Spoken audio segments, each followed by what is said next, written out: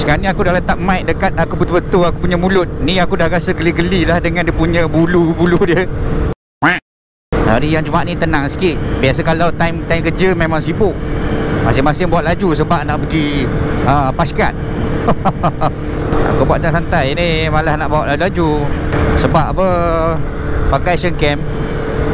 Sebab kalau korang nak buat motor vlog, tak payahlah buat laju. Sebab engkau nak buat konten, bila kau pakai action cam, kau tak payah buat laju. Kau bawa dalam setakat yang kau rasa santai-santai je. Sebab nak bagi dengar kau punya suara kan.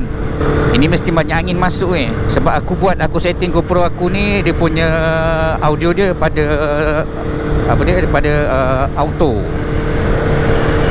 Kata ni kau jangan dengan dah bagi signal je. Allah, BSM dia aku perangai. Aku patang sungguh lah. Bawa kereta tu bagilah signal kiri kanan.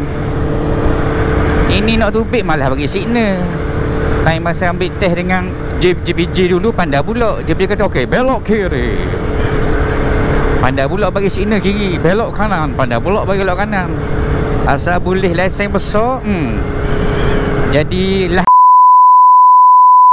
Termasuk aku sekali. Ada lagi tak nasi dagang? Sebab aku dah keluar lebih. Dia kata dia start pukul 6.45. Aku keluar aku apa? Dekat 10.30 aku keluar. Harapan hatiku ingin hidup bahagia.